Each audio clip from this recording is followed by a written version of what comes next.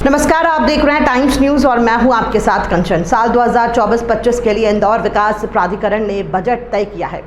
इसमें करीब 1135 करोड़ रुपए की आय और 1100 करोड़ रुपए के खर्च शामिल किए गए हैं, जिनका प्रावधान किया गया है। जानकारी देते हुए इंदौर संभागायुक्त दीपक सिंह ने बताया कि बोर्ड बैठक में जो प्रमुख निर्णय लिए गए हैं उसमें सुपर कॉरिडोर पर स्टार्टअप पार्क विकसित किया जाएगा।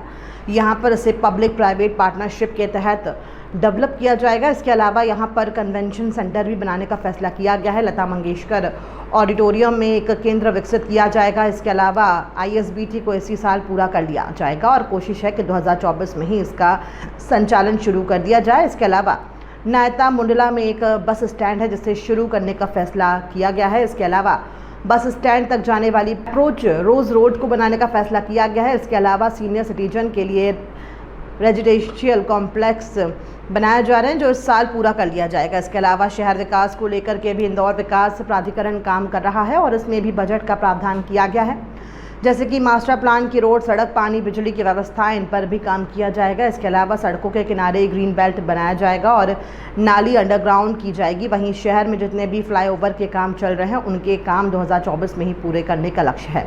वहीं गांधीनगर, मरी माता और बड़ा गणपति पर नए फ्लाईओवर बनाने पर भी प्रस्ताव लाया जाएगा। इंदौर में करीब 200 करोड़ रुपए के विकास कार्यों को किया जाना है, जिसका प्रस्ताव लाया जा रहा है। इंदौर विकास प्राधिकरण द्वारा स्कूलों का निर्माण भी किया जा रहा है और स्कूलों को भी इस साल पूरा करने का लक्ष्य रखा गया है। इंदौर की स्कीम 94 में एक रीजनल पार्क बनाया जाएगा, जहां पर 2.5 लाख पौधे एक वृक्ष माँ के नाम से योजना लाई जाएगी ताकि इंदौर को हरा भरा किया जा सके। CNG फ्यूल चार्जिंग स्टेशन के लिए इंदौर विकास प्राधिकरण जमीन आरक्षित करेगा। वहीं बस स्टैंड पर और चार्जिंग को लेकर भी व्यवस्थाएं की जाएंगी। इंदौर विकास प्राधिकरण का आज वर्ष 2024-25 का बजट स्वीकृत किया गया है, जिसमें लगभग 1135 करोड़ की आय और लगभग 1100 करोड़ रुपए के व्यय के प्रावधान रखे गए। आज की बोर्ड बैठक में जो प्रमुख निर्णय लिए गए हैं उसमें एक तो सुपर कॉरिडोर में एक स्टार्टअप पार्क विकसित करने का प्रस्ताव रखा गया है, जो कि PPP मॉडल पे किया जाएगा। इसके अलावा जो स्कीम नंबर 172 है सुपर कॉरिडोर में एयरपोर्ट के पास, वहाँ पर कन्वेंशन सेंटर PPP मॉडल पे बनाने के लिए निर्णय लिया गया है। इसके साथ ही जो लता मंगेशकर ऑडिटोरियम है, वहाँ पर एक म्यूजियम और जो आर्ट और कल्चर रिलेटेड एक्टिविटीज़ हैं उसके लिए एक वहाँ पर सेंटर विकसित किया जाएगा।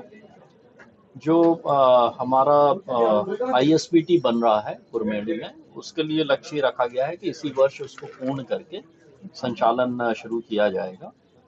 मुंडला नायता में भी 3 हेक्टेयर में जो एक बस स्टैंड का निर्माण किया गया है, उसको सिटी बस सर्विसेज लिमिटेड को हैंडओवर करने का निर्णय लिया गया है। इसके साथ ही वहाँ जो अप्रोच रोड है और वहाँ बस स्टैंड में जो आवश्यक सुविधाएं हैं उसको भी विकसित किया जाएगा। वरिष्ठ नागरिकों के लिए जो आवासीय कॉम्प्लेक्स स्कीम 134 में बनाया जा रहा है, उसको इसी वर्ष कंप्लीट करके किसी एजेंसी के माध्यम से संचालित करने का निर्णय आज लिया गया है। जो नगर विकास की योजनाएं हमारी टाउन प्लानिंग स्कीम्स चल रही हैं, उसके लिए लगभग 236 करोड़ रुपए के प्रावधान रखे गए हैं, जिसके वहाँ जो बेसिक सुविधाएं हैं, मास्टर प्लान की रोड है, सड़क, बिजली, पानी इत्यादि, ग्रीन बेल्ट डेवलप करने का काम किया जाएगा। और इसके साथ ही आज हम लोगों ने ये भी निर्णय लिया है कि TPS स्कीम में जो भी निर्माण कार्य होंगे वहाँ पर पानी और सीवरेज के साथ साथ जो इलेक्ट्रिक सर्विसेज हैं और बाकी की जो सर्विसेज हैं वो सारी अंडरग्राउंड सर्विसेज रहेंगी और सभी सड़क के किनारे एक ग्रीन बेल्ट भी विकसित करने का प्रस्ताव आज पारित किया गया। विभिन्न जो फ्लाईओवर चल रहे हैं, जिसमें कि खजराना, भंवर कुआं, फूटी कोठी, लौकुश चौराहा, महू नाका, इनके कार्य हम लोग प्रयास करेंगे कि इस वित्तीय वर्ष में हम पूरे कर सकें। इसके साथ ही गांधीनगर, मरी माता और बड़ा गणपति पे नए फ्लाईओवर बनाने का प्रस्ताव स्वीकृत किया गया है। आज हम लोगों ने विभिन्न स्कीम्स में लगभग 200 करोड़ रुपए के विकास कार्यों के टेंडर की भी स्वीकृति की है, जिनके निर्माण कार्य शीघ्र प्रारंभ हो जाएंगे। सीएम राइज स्कूल जो आईडीए के द्वारा बनाए जा रहे हैं, नंदानगर, मूसाखेड़ी, शिवनगर और पाल कांकरिया, प्रयास ये रहेगा कि ये सभी सीएम राइज स्कूल अगले 1 वर्ष में हम कंप्लीट करके और बच्चों को पढ़ाई की सुविधा वहाँ पर उपलब्ध करा दें। विभिन्न मास्टर प्लान रोड के साथ साथ पर्यावरण संरक्षण के लिए भी काफ़ी प्रस्ताव इसमें आज स्वीकृत हुए हैं। विशेष रूप से स्कीम नंबर जो 97-4 है, उसमें एक रीजनल पार्क बनाया जाना प्रस्तावित है। इसके साथ ही लगभग 2.5 लाख पौधे, एक वृक्ष माँ के नाम, इस तरह की योजना आईडीए के द्वारा शुरू की गई है। उद्देश्य ये है कि ग्रीन बेल्ट इंदौर का बढ़ाया जाए। इसके साथ ही जो आईडीए के स्कीम्स हैं, उसमें ग्रीन एनर्जी को बढ़ावा देने के लिए सीएनजी फ्यूल स्टेशन और ईवी चार्जिंग स्टेशन के लिए पृथक से भूखंड भी आरक्षित किए जाएंगे।